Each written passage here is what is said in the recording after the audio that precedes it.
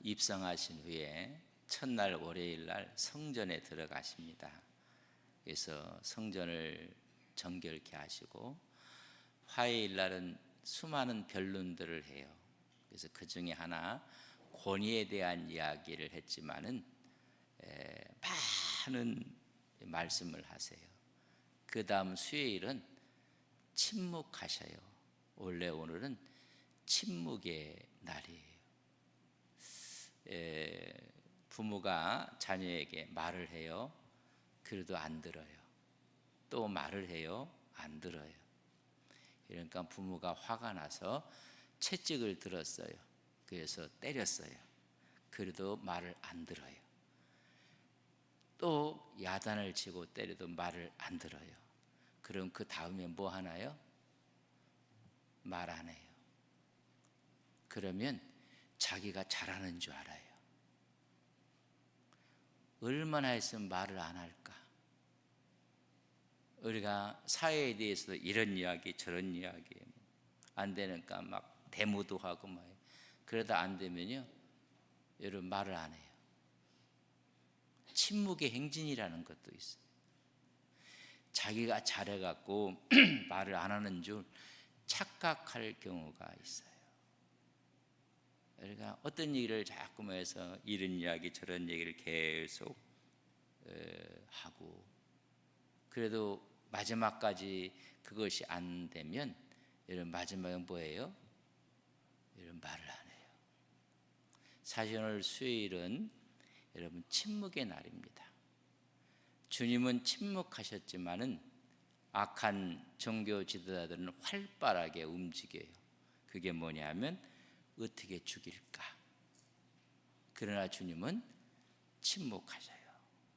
그래서 오늘 말씀해 보면 그 의미를 우리가 좀 이해를 좀 하셔야 되는데, 자 14장 1절 본문의 말씀해 보면 1절은 읽지 않았어요. 우리가 3절부터인데 그 1절을 읽어보면 이틀이 지나면 유월절과 무교절이라 대제사장과 서기관들이 예수를 휭계로 잡아 죽일 방도를 구하였다. 여러분 며칠이 지나면 이틀 지나면 수, 목, 금 이틀 지나면 이날 수요일 날 종교 지도자들이 대제사장과 서기관들이 예수를 어떻게 하면 죽일까? 구체적인 방도를 계획을 서로 모의했던 날이 수요일입니다. 요 수요일 날 가룟 유다는 이들을 찾아가서 여러분 흥정을 해요. 내가 넘겨줄 텐데 얼마 줄 거냐? 수요일은 가슴 아픈 날이에요. 그런데 주님은 아무 말씀을 하지 않아요. 요 배신을 하는 사람들 앞에 오늘 3절부터 기록된 이 옥합을 깨트리는 일은 이날 있었던 일이 아니에요. 하도 그들의 모습이 너무 하니까는 이런 일도 있었다는 것을 사파처럼 기록한 오늘 말씀이에요. 그래서 오늘 12장 3절 한번 잘 보세요. 6월절 몇 세 전에 요한복음 12장 우리가 1절 말씀 앞에 떴어요. 자, 요한복음 12장 1절 잘 보세요. 6월절 몇 세 전에 이건 수요일 날 있었던 일이 아니야. 하도 종교지들이 하는 용서하세요 짓들이 너무 황당하니까는 오늘 이 마가복음을 기록하는 저자가 이 말씀을 사파처럼 여기다가 기록한 거예요. 그래서 보세요. 유월절 엿새 전에 예수께서 베데니에 이르시되 이곳은 예수께서 죽은 자 가운데서 살리신 나사로가 있는 곳이었더라. 다시 말하면 예루살렘 입성하기 전날 있었던 사건을 여기다 실어놓은 거예요. 그리고 좀 전에 읽었던 것처럼 마가복음 1장을 보면 이틀이 지나매 유월절이 된 거예요. 그래서 마가복음과 요한복음을 가만히 보면 이날 있었던 날은 아니에요. 그러나 배신에 앞서서 이런 사랑의 모습이 있었다는 것을 지금 기록한 거예요. 음모와 배신의 날이었고 우리 주님은 침묵하신 날이에요.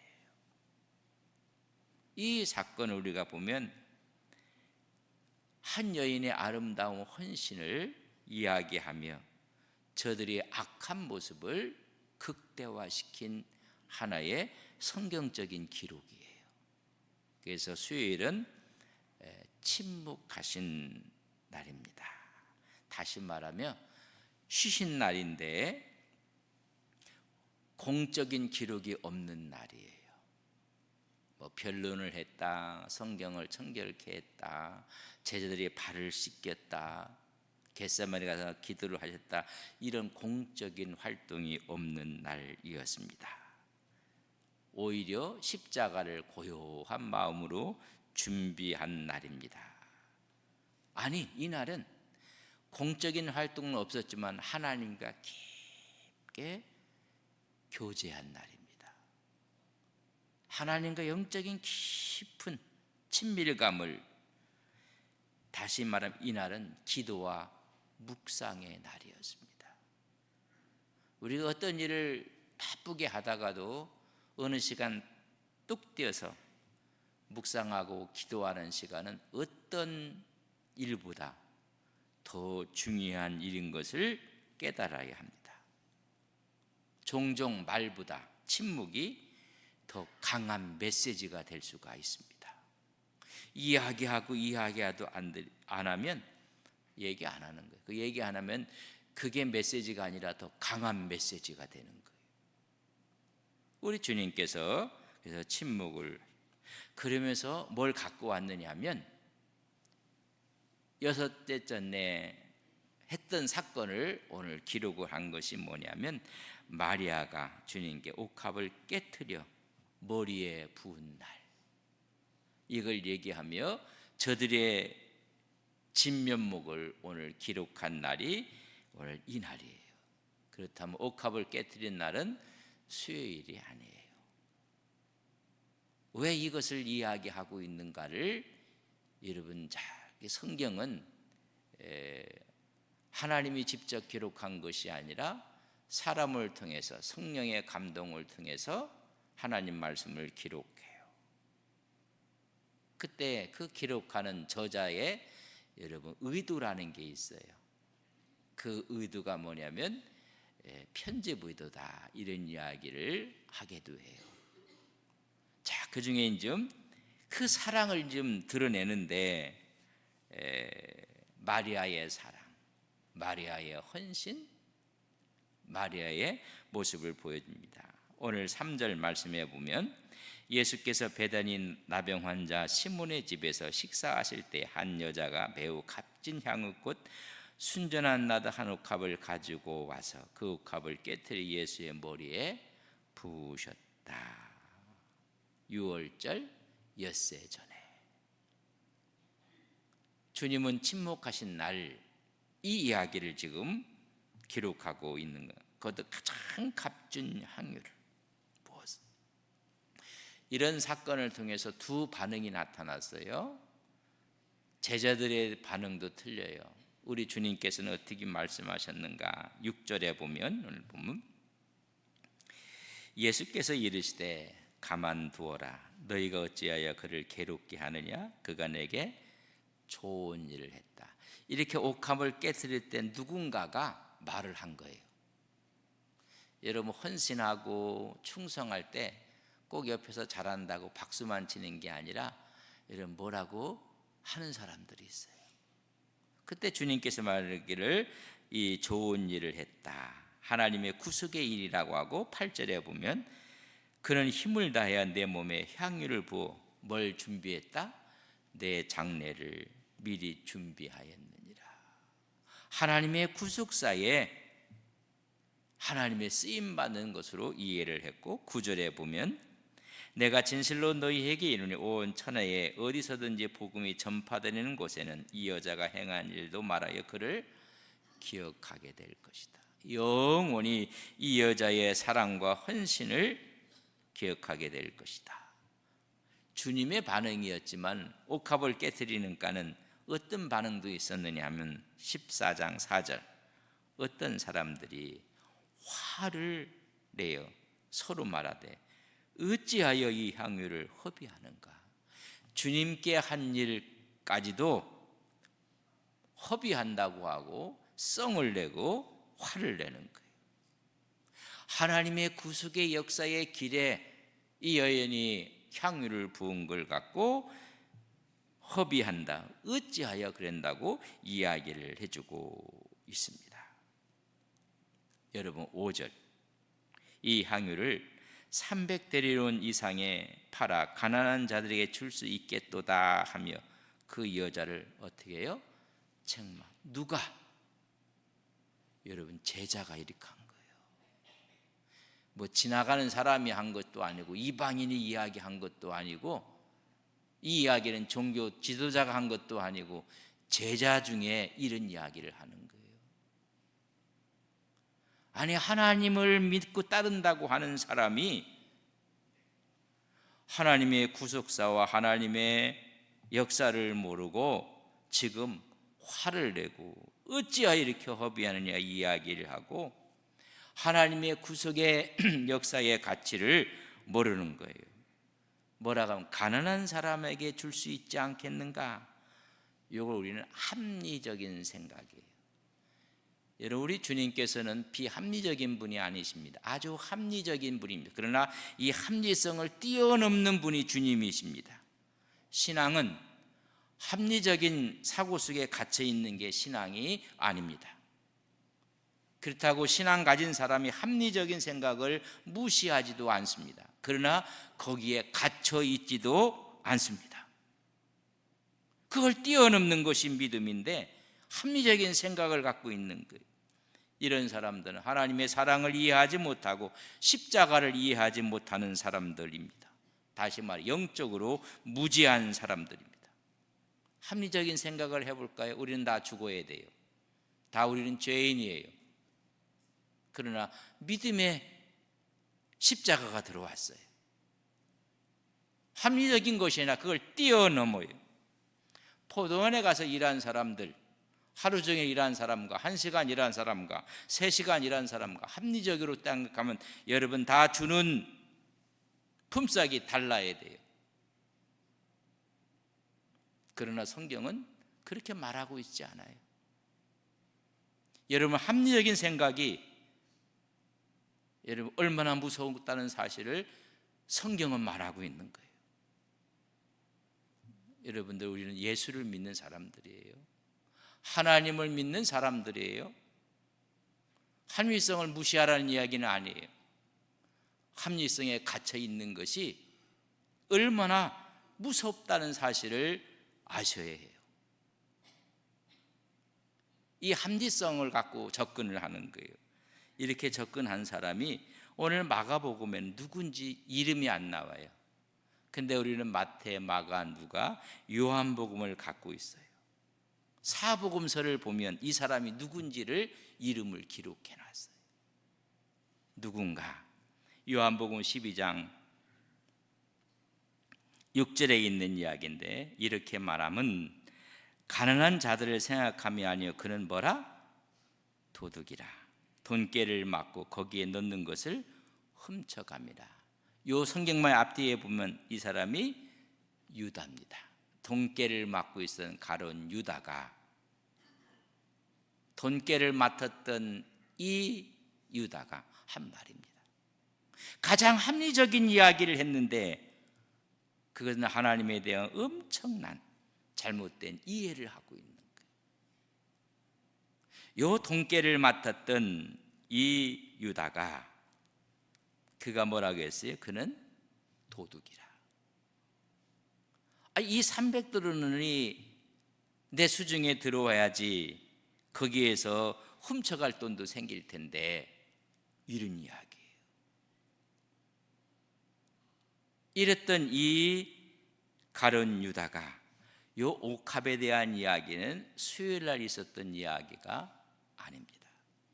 그리고 수요일 날 있었던 이야기는 좀 전에 읽었었던 1절에 있는 것처럼 어떻게 하면 예수를 죽일까, 이틀 전이라 했는데 한 가지 사건이 있습니다. 여러분, 오늘 본문 10절과 11절입니다. 이것이 있었던 이야기예요. 자, 이런 옥합에 대한 이야기를 하고 가룟 유다가 도둑이라는 이야기를 해놓고 나서 하는 말이, 자, 10절과 11절은 같이 읽습니다. 시작. 12 중에 하나인 가룟 유다가 예수를 넘겨주려고 대제사장들에게 감해 그들이 듣고 기뻐하며 돈을 주기로 약속하니 유다가 예수를 어떻게 넘겨줄까 하고 그 기회를, 이날이 수요일이에요. 주님은 하도 어이가 없어 말을 하지 않았어요. 그리고 하나님과 깊은 교제를 하고 있어요. 침묵은 묵상과 기도를 말하는 거예요. 그러고 있는 사이에 하도 어이없는 일이 벌어지는 거예요. 그건 뭐예요? 가룟 유다가 대제사장들을 찾아가서 내가 예수를 넘겨줄 텐데 얼마 주겠느냐, 흥정한 날이에요. 이 흥정한 것이 너무 이럴 수가 있을까 해서 6일 전에 있었던 옥합을 깨뜨리는 사건을 툭 가져온 거예요. 이런 분도 있었다, 이런 사람도 있었다, 그걸 말하고 싶었던 거예요. 아름다운 신앙과 믿음을 가졌던 한 여인의 헌신, 한 여인의 모든 것을 깨트리는,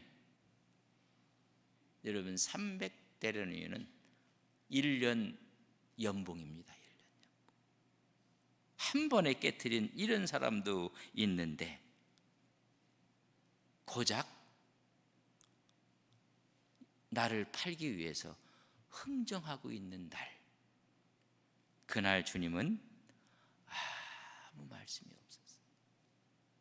여러분, 종종 말하고 싶지 않을 때가 있을 거예요. 그건 더 강한 메시지입니다. 말하지 않으니까는 자기 모든 것이 다 이루어졌다고 절대 그렇지 않아요. 침묵의 메시지가 무엇인지를 깨닫게 하는 날입니다. 옥합을 깨트린 이 여인, 여러분, 우리도 주님 앞에 이런 옥합을 깨트리십니까? 시간의 옥합도 깨트려야 되고요, 물질의 옥합도 깨트리고, 시간이 없다, 시간이 없다, 뭐 돌아가시니까 직장도 안 나가더라고요. 여러분, 우리가 조금만 생각을 하고 조금만 더 한다면 바쁜 시간 다 있을 거예요. 그러나 주님께서 함께 하신다면 우리의 옥합을 깨트리는 거예요. 시간의 옥합도, 이 새벽의 시간의 옥합도 깨트리는 거예요. 그러나 그 시간에 한 제자는 주님이 묵상하고 있는 시간, 기도하고 있는 시간, 제사장을 찾아가 흥정하고 있는 모습을 보여주는 날이 수요일입니다. 주님을 위해서, 교회를 위해서 우리가 옥합을 깨트리는 이런 신앙을 주님이 침묵하시는데 오늘 마가는 이 사건을 이야기하고 있는 것입니다. 인생에 살면서 이런 이야기를, 우리의 선배의 이야기를, 이런 헌신의 이야기를, 섬김의 이야기들을 여러분 할 수가 있는 것입니다. 그 하는 이유는 흥정하는 가룟 유다를 강하게 책망하시는 모습을 보게 됩니다. 침묵은 종교 지도자들에 대한 배격의 의미. 성전을 청소하고 변론을 해도 깨닫지 못하는 그들에게 더 줄 이야기가 없습니다. 주님이 침묵하셨습니다. 침묵하신 후에 이제는 제자들의 발을 씻기고 그가 기도하시고 십자가를 지시는 것입니다. 월, 화, 수, 목, 금의 수요일 한 정점에 주님은 침묵하십니다. 그리고 나서 이제 주님은 사랑을 보여주고 기도의 모습을 보여주는 것으로 한 주간의 행적이 이루어지는 것을 보게 됩니다. 이제 이틀 여러분 목요일 새벽, 금요일 새벽 하나님 말씀을 묵상하며 우리가 함께 기도함으로 더 깊은 의미를 깨닫는 십자가의 의미를 깨닫는 우리 온 성도님들이 되시기를 주님의 이름으로 간절히 바랍니다. 우리 기도하겠습니다.